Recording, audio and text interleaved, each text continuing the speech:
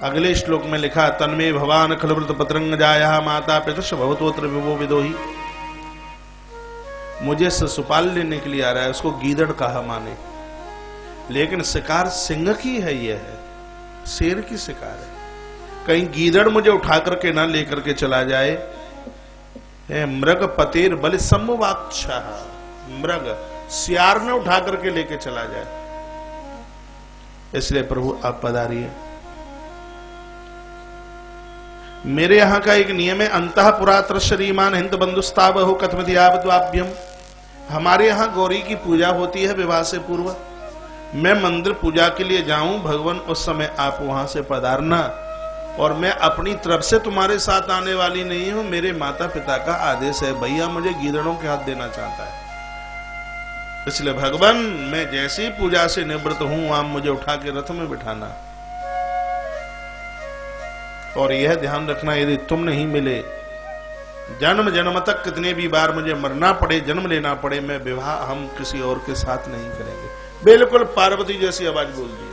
मां जगदम्बा भी तो यही बोली कि जन्म कोटि लगे रगर हमारी, जन्म कोटि लगे रगर हमारी, पढ़ो संबोनत रहो कुमारी, पढ़ो संबोनत रहो कुमारी। मकोटी लगे रगड़ हमारी, जन्म कोटि लगे रगड़ हमारी, बरहो संबोनत रहो कुंवारी, बरहो संबोनत रहो कुंवारी। जन्म कोटि लगे रगड़ हमारी, बरहो संबोनत रहो कुंवारी। मुकुंद विहारी लाल की जय। भगवान आप हमें स्वीकार कीजिए। चिट्ठी लिखी और एक पालीवाल नाम के ब्राह्मण को बुलाया और उसके हाथ में पत्रिका दे दी। ब्राह्मण देवता पत्रिका लेकर श्री द्वारका पहुंचे। द्वारकानाथ ने पत्र खोल करके पढ़ा है, देखा है। शीघ्र ही दारुक नाम के सारथी को कहा कि हमें कुंदनपुर जाना है। महाराज हवा से बात करने लगा घोड़ा, और उधर से शिशुपाल भी बैंड बरातियों के साथ में चल करके आया। भगवान ने कहा रुक्मिणी को जाकर के बोल दीजिए हम आ चुके हैं। भगवान केले के झुरमुटों में छिपने लगे, क्योंकि छिपना तो सरकार का पुराना अभ्यास है। वो तो जन्म से ही छिप छिप के, जिनका जन्म ही छिप छिप करके हुआ है, केले के झुरमुट में छिपे। सूचना रुक्मिणी माता को मिल गई कि प्रभु आ गए हैं। अष्ट सखियों के साथ में मां पूजन करने के लिए जगदम्बा की देहली पर पहुंची। जैसे ही फूल चढ़ाया तो फूल गिर गया। इसका संकेत है कि मां की मनौती पूरी होने वाली है। हमारा संकेत शकुन यह कहता है कि भगवान को आप लोटा चढ़ाएं हाथ से छूट जाए, भगवान को आप फूल चढ़ाएं और फूल ऊपर से नीचे गिर जाए, महादेव को आप बेलपत्र चढ़ाएं और चढ़ाते ही नीचे गिर जाए, तो समझ लीजिए कि सामने वाला देवता हमारे ऊपर बहुत खुश है, प्रसन्न है। लेकिन ऐसे मत चढ़ाना कि बिल्कुल चढ़ाते अपने आप बस आप चढ़ाई ऐसे कि वो गिरी जाए, तो अपने आप गिरे तब है तो खुश है। तो माला नीचे गिरी है, माँ को इशारा मिला और माँ ने कहा प्रभु मुझे प्रभु ना मिले, माँ मुझे प्रभु ना मिले तो तेरी देहरी पर माथा पटक के प्राणांत कर डालूंगी। इशारा मिल गया। माँ पूजन करके ऊपर से नीचे उतरने वाली है, और इतर तो महाराज पता लग गया जरासंध और शिशुपाल को, तो पूरे नगर को फौज ने घेर लिया। शिशुपाल भी तो दूल्हा बन के आया। और भगवान ने कहा अरे शिशुपाल रुक्मी, तुझे ये नहीं पता कि सबसे बड़ा चोर तो वो है जो सब सुरक्षा में से भी डकैती करके डाल करके बता दे। हमारा जन्म बहुत छिपके छिपके, हमने खाओ पियो छिपके छिपके, हम बड़े भये छिपके छिपके, तो लल्लू राम हमारा ब्याह होगा छिपके ही छिपके। भगवान चले और अपना रथ लगा दिया। जो ही अंदर प्रवेश किया तो जितनी भी फौज लगी थी, सेना लगी थी, सबने कहा पदा चलंतिम कल हंसगामिनी, क्या हंस जैसी चाल चलता है। दूसरे ने कहा चाल देखते हो कि इसके चरणों की पादुका तो देखिए। तीसरे ने कहा कमर की बाजूबंद तो देखिए। चौथे ने कहा मुस्कुराता बहुत प्यारा है। पांचवें ने कहा ऐसी बांसुरी बजाता है ये। छठवें ने कहा मोर मुकुट तो देखिए। और ये तो सब देखने में ही लगे रहे।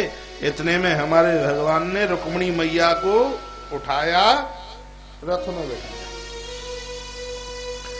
रुक्मिणी मैया बोली कि भगवान अब थोड़ा जल्दी आप चले, नहीं तो भैया को पता लग गया तो युद्ध हो जाएगा। भगवान बोले देवी सुनो, मैं तो तुम्हें लेके जाऊंगा नहीं, बदनामी होगी, लोग कहेंगे द्वारका का कृष्ण आया और नगर की किसी की बिटिया को भगा करके लेके चला गया, तो मुझे अपने पूर्वजों की बदनामी नहीं कराना है। यदि तुमको चलना है तो रथ की बागडोर तुम अपने हाथों में संभालिए। उस समय माता रुक्मिणी ने रथ संभाला, टप टपाहट की आवाज करता हुआ रथ चला द्वारका के लिए। आप बता सकते हैं कि कृष्ण ने रुक्मिणी का हरण किया या माता रुक्मिणी ने कृष्ण का हरण किया है? कृष्ण में यह ताकत नहीं है कि मां रुक्मिणी का हरण करके बता दे, लेकिन माता रुक्मिणी में यह ताकत है कि वो कृष्ण का हरण करके बताती है। इसको आप स्त्री पुरुष की कथा ना समझना, ये भक्ति और भगवान की कथा है। भक्ति माता भगवान को जिधर ले जाना चाहे परमात्मा को उधर ही चलना पड़ेगा। ये कुटरू कुटरू करके तालियां ना बजाया करो, बजाओ तो जोर से बजाओ, नहीं मत बजाओ। हाँ। नेताओं जैसी ताली नहीं, भक्तों जैसी ताली बजाया करो। ताली कमजोर बजी थी, इसका मतलब बात समझ में नहीं आई। इसको ऐसे समझे, जब रावण ने सीता माई का हरण किया तो लोगों ने रावण को कहा ये तुमने अच्छा नहीं किया, दूसरे की स्त्री का तुमने हरण कर लिया। तो रावण कहता है कि तुम्हारी दृष्टि में वह स्त्री है, लेकिन मेरी दृष्टि में तो वो जगन माता भक्ति माता है। अब मैंने भजन तो किया नहीं, हो यही भजन न तामस देह बोलता है, मैंने भजन तो किया नहीं तो मेरा उद्धार कैसे होगा। तो मैंने यह विचार किया कि भक्ति माता जानकी का हरण कर लो, जहां भक्ति होगी वहीं भगवान होंगे, वहीं वैराग्य होगा। इसलिए मैंने भक्ति माता का हरण किया। और जहां भक्ति माता पहुंची वहां राम जी भी पहुंचे, वैराग्य लखन लाल भी पहुंचे। जहां भक्ति होगी भगवान वहीं होंगे। तो रुक्मिणी माता तो भक्ति है, भक्ति जिधर चलती है भगवान को उधर ही अपने कदम आगे बढ़ाने पड़ते हैं। पंचन्यो बताओ, बात पल्ले पर रही कछु। हाँ, तो इसलिए लोग ये कहते हैं ना कृष्ण दूसरे की बिटिया का हरण करके लेके चला गया। महाराज अकल के माथे के गोदाम में ताला पड़ा है, वो इसलिए बोल देते हैं। यह भक्ति और भगवान का मिलन है, इसको स्त्री पुरुष की चर्चा मत मानिए। चले इधर एक ने दूसरे से कहा भैया चरण पादुका ठीक है, कमरू ठीक है, बांसुरी ठीक है, मुकुटू ठीक है, लेकिन वो रुक्मिणी जी का है, वो ले तो गया। कौन? जिसकी तुम बांसुरी देख रहे थे, तूने रोका क्यों नहीं? अरे जब वो हंस रहा था मैं तो उसकी हंसी ही देखता रह गया, मैं तो बोल ही नहीं पाया। आवाज हल्ला हुआ, ले गया ले गया, सब चिल्लाए ले गया ले गया ले गया ले गया। जरासंध और शिशुपाल ने पीछा किया, भगवान ने सबको परास्त कर दिया। तब रुक्मिणी का ज्येष्ठ भाई आया जिसका नाम था रुक्मी। ये भगवान को बहुत भारी चिढ़ता था और कहता है कृष्ण कुंडनम न प्रवक्ष्यामि, मैं कुंडनपुर में प्रवेश नहीं करूंगा जब तक तुझसे मैंने बदला न लिया। माँ का दुग्ध पिया है तो एक क्षण के लिए रुक जा। तो भगवान को कोई इतनी चुनौती दे दे, माँ बाप तक पहुंच जाए। तो भगवान ने रथ रोक लिया और श्रीमान जी आए गए मरे हुए के काजे पे आप। हाँ जी पहुंचे तो भगवान रथ से नीचे उतर के आए और यूं हाथ किया ठाकुर जी ने इसकी पीठ पर एक ही जमाने के लिए। तो इतने में रुक्मिणी भय विभोला, माता रुक्मिणी रोती हुई आई, कहा भगवान आखिर में मेरा भाई है, आप इसको मारिए मत। प्रभु ने कहा कि ये काय का भाई है, ये काय का भाई है, इसके टुकड़े टुकड़े कर दूंगा। तलवार निकाल ली भाई कैसा भी हो, लेकिन बहन उसकी गलती पर ध्यान देती नहीं है। परमात्मा ने उसके केसों को मोड़ दिया, 3 चुटियां बना दी। कैसे मोड़ दी?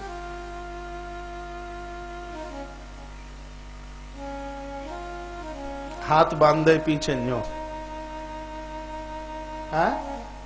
जाऊ में दिख रहेगा।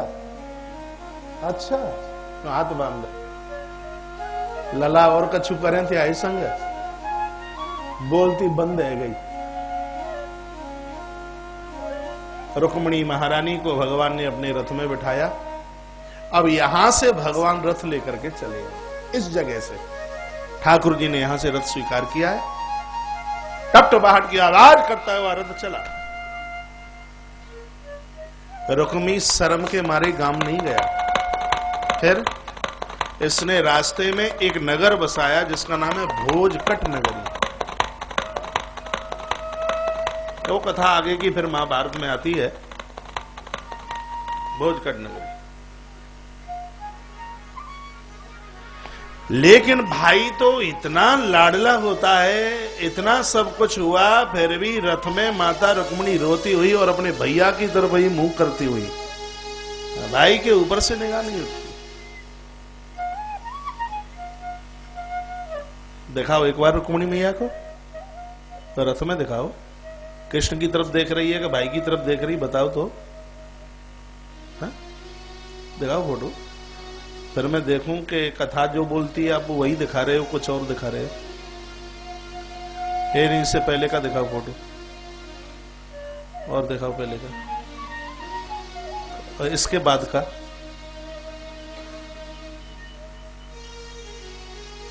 बार बार तलवार दिखाते हो, मरवाई दे हुए। ये फोटो, ये तस्वीर, ये चलती समय की। कमाल, धन्यवाद।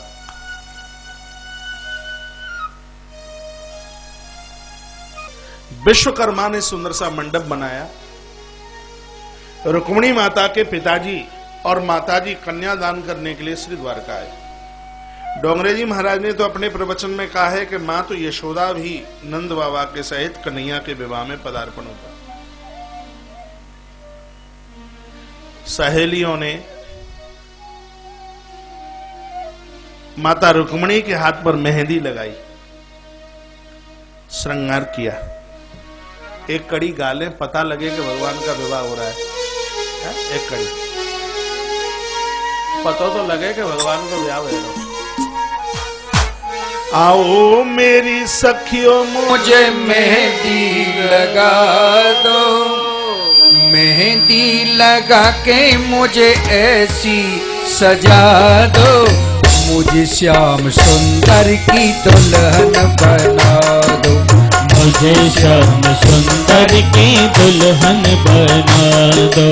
आओ मेरी सखियों मुझे मेहंदी लगा दो, मेहंदी लगा के मुझे ऐसी सजा दो, मुझे श्याम सुंदर की दुल्हन बना दो, मुझे श्याम सुंदर की दुल्हन बना दो, मुझे श्याम सुंदर की दुल्हन बना दो, मुझे श्याम सुंदर की दुल्हन बना दो। सत्संग में मेरी कीनी सगाई, सत्संग में मेरी बात चलाई, सत्संग में मेरी बात चलाई, सत्संग में मेरी बात चलाई, सतगुरु ने कीनी मेरी सगाई, सतगुरु ने कीनी मेरी सगाई, उनको बोला के हथ लेवा तो करा दो, उनको बुला के हाथ लेवा तो करवा दो, मुझे श्याम सुंदर की दुल्हन बना दो, मुझे श्याम सुंदर की दुल्हन बना दो। आओ मेरी सखियों मुझे मेहंदी लगा दो, आओ मेरी सखियों मुझे मेहंदी लगा दो, मेहंदी लगा के मुझे ऐसी सजा दो, मेहंदी लगा के मुझे ऐसी सजा दो, मुझे श्याम सुंदर की दुल्हन बना दो, मुझे श्याम सुंदर की दुल्हन बना दो, मुझे श्याम सुंदर की दुल्हन बना दो, मुझे श्याम सुंदर की दुल्हन बना दो। और ले जाकर के माला ये डाल दी। माला डाल जय हो जय।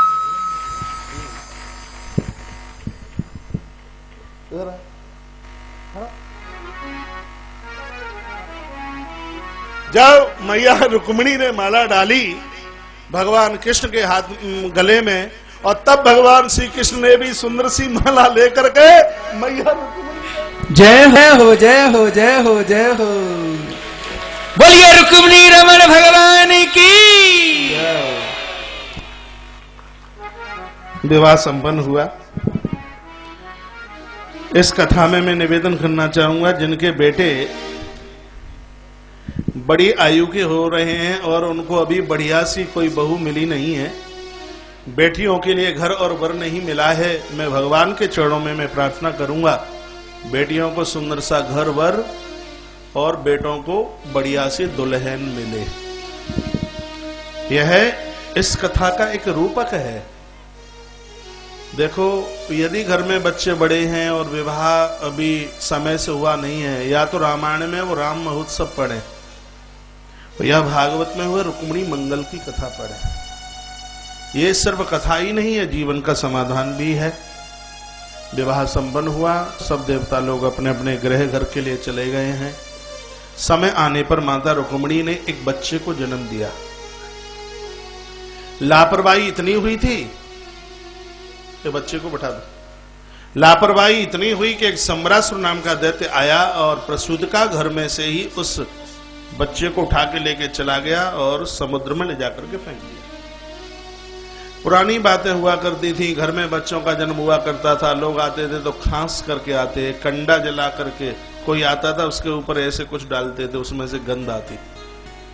क्या बोलते हो सर? गंधक, गंधक, हाँ, इशारा करके। ये सब रूपरेखा सब समाप्त हो गई है, इसलिए आज जन्म से बच्चे बीमारू हो जाते हैं। कथा कहती है कि 3 महीने तक बच्चे को चाहे जिसकी गोद में मत पटक दीजिए, यदि बच्चे का सुरक्षित भविष्य चाहते हैं तो। बच्चे के जन्म के 3 महीने से पहले और 3 महीने के बाद तक एक जन्म देने वाली मां को इतना कष्ट है, एक जेली को जेल में इतना कष्ट नहीं होगा। उस समय सभी मान्य और मर्यादाओं का पालन किया जाए, उसका पूरा का पूरा असर उस संतान के ऊपर होता है। सम्रासुर ने बच्चे को समुद्र में फेंका, मछली ने निगला, मछुआरे ने मछली को पकड़ा, सम्रासुर की रसोई में जाके बेच दिया। वहां कामदेव की पत्नी रहती थी, उसने पेट फाड़ा और जिंदे बच्चे को बाहर निकाल लिया। परीक्षित ने पूछा, कामदेव की पत्नी यहाँ कैसे आई? कह दिया, जब शिव तीसर नैन उगारा चितवत काम भयो जर छारा। भगवान महादेव की तीसरी आंख खुलने से कामदेव जल के राख हुआ। तो उस समय कामदेव की पत्नी रति को प्राप्त करने के लिए सम्रासुर ने महादेव का तप किया। शंकर ने कहा, ठीक है रति तुम्हारी होगी। तो रति ने रोते रोते कहा, भगवान मैं इस निशाचर के संग रहूंगी? कहा, बेटी जो हमने कहा हुआ है तो होकर के रहेगा, लेकिन अब इतना हम कर देते हैं कि यह तेरा पति भगवान श्री कृष्ण का पुत्र प्रद्युम्न बन करके आएगा, ऐसे मछली निकलेगी, तू उसका जब पेट फाड़ेगी तेरी मुलाकात तेरे पति से हो जाएगी। इसलिए आज यहाँ ऐसा हुआ है। देवश्री नारद के द्वारा समाचार दिया गया और इधर भगवान कृष्ण बलराम दोनों गए हैं, अपने पुत्र प्रद्युम्न का विवाह रति के साथ किया है और पुत्र और पुत्र वधू को लेकर के श्री द्वारका पधारे। तत्पश्चात भगवान श्री कृष्ण के दूसरे विवाह की चर्चा की गई है। जामवंती के साथ में भगवान का दूसरा विवाह हुआ। जामवंत के साथ भगवान का युद्ध भी हुआ। जामवंती को लेकर के भगवान आ रहे थे। अब जामवंती तो रीछ की बेटी है, तो मुंह तो अब रीछड़ी का ही होगा। अब सोचते हुए आ रहे हैं कि इसको लेकर के द्वारका पहुंचूंगा। द्वारका के लोग कहेंगे, देखो वसुदेव का बच्चा कितना पगला हो गया है कि बंदर भालुओं के साथ विवाह करना शुरू कर दिया। सो भगवान जामवंती को कहने लगे, सुन रही हो? कहा, क्या बात है? तुम द्वारका की नई बहू हो, किसी को अपना घुंघट ना दिखाना, मुंह ना दिखाना। जामवंती ने कहा कब तक? कहा जब तक हम इशारा ना कर दें तब तक अपना घुंघट खोलना नहीं है। कहा ठीक है। सो कृष्ण जामवंती को लेके जब नगर में प्रवेश किए हैं, हल्ला हो गया, अरे भैया कन्हैया को दूसरो ब्याह, अरे भैया कन्हैया को दूसरो ब्याह, अरे भैया कन्हैया को दूसरो ब्याह। अब इन लोगों को दूसरे विवाह पर इतना अचंबा है, तो जब पूरी बटालियन भर्ती होगी 16,108 की, तो आश्चर्य कितना होगा। अभी तो शुरुआत है। दुल्हा दुल्हन को दरवाजे के सामने खड़ा कर दिया, देवकी मैया ने आरती उतारी है और बैठने के लिए खेस पर बिठा दिया। तब तो ये सब व्यवस्थाएं थी नहीं। खेस तो जानते होंगे, जिसमें भूसा का पोटला बांधा जाए, बिछाया, बिठा दिया। अब भीड़ लगी महाराज माताओं की नई बहू का मुंह देखने के लिए। माताओं को दो चीजों का बड़ा शौक है और बड़ी गजब की बात है। एक तो नगर में कोई दूल्हा आया हो, चूल्हे पर दूध जले 100 बार जल जाए, छत पर चढ़ेगी, चुटिया से लेकर के तलबे तक देखेगी गौर से। बगल वाली दीदी पूछेगी कि कैसा है। उषा दीदी को दमाद आओ वैसो ना, वैसे तो ठीक है पर वैसो ना। पिताजी की जूतियां चप्पल घिस गई, वो नहीं परख पाया। माताएं 1 मिनट में फैल और 1 मिनट में पास। ये बड़ी योग्यता भगवान ने हमारी पूज्य माताओं को योग्यता दी है। इसलिए पुरुषों ताली बजाओ माताओं के लिए, इस योग्यता के लिए। एक दूसरी बहुत बड़ी विशेषता है मेरी पूज्य माताओं में, वो ये है, जब कोई नई बहू आती है तो बिना कुछ दिए ये खाली हाथ मुंह न देखती। देखती है? नहीं देखती, देती हैं कुछ जो बने, सोने का, चांदी का, लोहा पीतल छोड़ के बढ़िया ही देती हैं। ये बहुत बड़ी विशेषता है। एक बार मैं बैठा बैठा सोच रहा था कि पहली बार बहू का मुंह देखा जाता है तो नोट खर्च किए जाते हैं, रुपया पैसा खर्च करना पड़ता है और तब मुख दिखता है। इस मुख की इतनी बड़ी वैल्यू है। पहली बार देखें तो नोट खर्च करने पड़े, पैसा खर्च करना पड़े और तब मुख दिखाई देता है। अरे 2-4 साल के बाद में महाराज उस मूढ़े को देखिए क्या हालत होती है। जिसको देखने के लिए दाम खर्च किया गया, पैसा खर्च किया गया, 2-4 साल के बाद में देखिए। अरे भैया लाश तक यह वैल्यू बनी रहे। इतना बड़ा घूंघट डालने से काम नहीं चल जाएगा। घूंघट हो यहां तक और ससुर साहब को गाली देने में कोई हिचकिचाहट ना हो। कभी कभी गांवों में घूंघट तो होता है यहां तक, और भाई घूंघट में से महाराज खूब सुना देती है माता। लज्जा है, मान है, मर्यादा है। अब ज्यादा तो मैं बोलूंगा नहीं तो फिर आप जाते जाते कहेंगे कि कथा तो खूब सुनाई, लेकिन हमें भी सुनाने में कोई कमी नहीं छोड़ी। देखिए आप हमारे हैं, अपने हैं। समृद्धि हो, घर में सुख हो, शांति हो, तो फिर हमारी कथा सफल है। और हमारे जाने के बाद कथा सुन के गए राम और जानकी की, और आंगन में सासू और बहू महाराज एक दूसरे की चोटी पकड़ने को तैयार। तो क्या मतलब है फिर उन कथाओं का? कथा के बाद तो जीवन में बदलाव आवे, कथा के बाद जीवन में मोड़ आवे। तो माता जामवंती ने लंबा घूंघट कर लिया और भीड़ लगी थी माताओं की, लेकिन वो तो घूंघट खोलती नहीं है। राजेश भैया, राजेश भाई, हाँ आप कहीं दूसरी जगह देख रहे थे। तो उसी भीड़ में माता रुक्मिणी चल करके आई। रुक्मिणी ने घूंघट खोलने की कोशिश की, लेकिन जामवंती तो घूंघट खोलती नहीं है। रुक्मिणी ने कहा हम त्याही बड़ी दीदी हैं, हम आओ गोनो है के आओ, तो मोह तो हमने दिखाओ, तो घूंघट खोल दे। ना खोलो गयो, 1-आध घंटा और व्यतीत भयो। अरे तुम जो सोच रही होंगी कि हमारे पास मुंह दिखाई देवे के काने का छूना है, तो हम तो यहाँ की पटरानी है, जो हम दे दे वो को दे ही ना पावे, घूंघट खोल दो। इतने पर भी घूंघट नहीं खोला गया। बहुत देर हो गई, कृष्ण तो बगल में थे ही। अब कन्या की तरफ रुक्मिणी माता ने देखा, कहा ये घूंघट क्यों नहीं खोलती है? कृष्ण ने कहा सुंदर ज्यादा है। अच्छा, इसको अपनी सुंदरता का इतना बड़ा अभिमान है, तो मेरा श्राप है इसके लिए, इसकी जो शक्ल है वो तो खत्म हो जाए, सिर्फ ये हमारी जैसी बन करके रह जाए।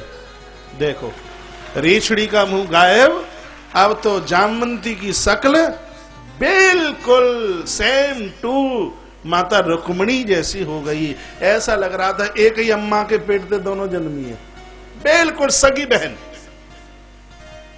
ये तो ग्रंथ में लिखा है, लेकिन अब इस पर एक लगाओ पलटा, ताकि जरूरत है, नहीं तो हलवा कढ़ैया में लग जाएगा।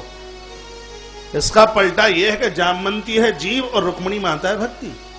यह जीवात्मा एक जन्म का नहीं अनेकानेक जन्म का कुरूप है ये जीव, लेकिन कुरूप से कुरूप जीवात्मा जब भक्ति माता के सन्मुख चल करके आता है तो उसकी कुरूपता समाप्त हो जाती है और उसको सौंदर्यता हासिल हो जाती है, उनको सुंदरता मिल जाती है।